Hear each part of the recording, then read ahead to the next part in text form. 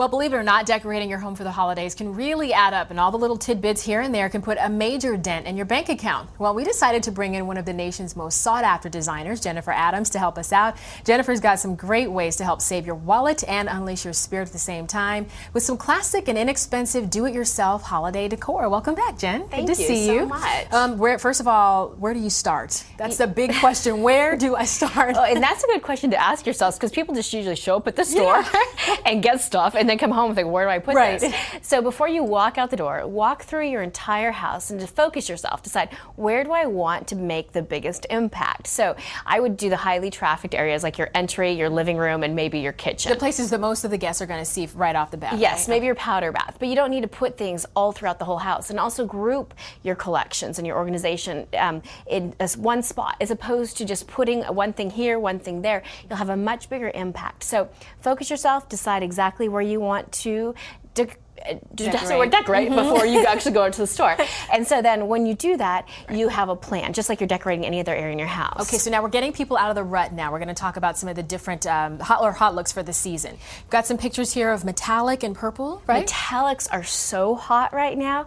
And as I've been walking through the different marts that sell all of the things for the holidays, I'm seeing a lot of purple. Purple's hot in fashion, it's hot in home decor, and it's also very, very hot for the holiday season. Okay. I'm seeing a lot of monochromatic trees, tabletops, so layering like the whites with the golds and with the silvers, or doing all silver or all gold. But remember to use it in other areas of your house, so reoccurring elements throughout, but carry that same theme too. Okay, and now another reoccurring theme or element throughout the house is the bows. Right? Bows. You can use bows on your doorknobs, and it's so charming. When else during the year can you just tie a bow on your doorknob? Maybe stick a little bit of holly Without in people there. thinking you're crazy, right? Yes, please don't do it other than at the holiday time.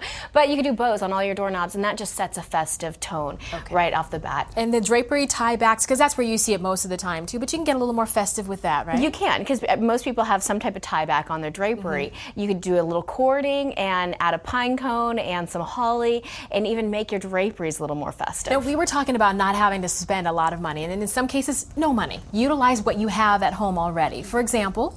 Well, what I did is I gathered up from my bedroom, from my dining room, and my living room, all the silver vases and candlesticks that I had, and I layer them out on a table, and then piece in holly and cranberries, dried cranberries preferably, clippings from trees. And so start with the big pieces. Just gather something that's a recurring shiny object and sparkly, and then build in from the bottom. Like that's when you add in all the tree trimmings. You'd be amazed at how festive it can look actually when you start putting those things together, right? It really does do that. And then sparkle. Just think about sparkle, and that definitely speaks to the holidays, no matter what holiday you're celebrating. With your candles, you can take your candles and add little cranberries around the base of it. You can add ribbons. They can be existing candles of any color that you already have.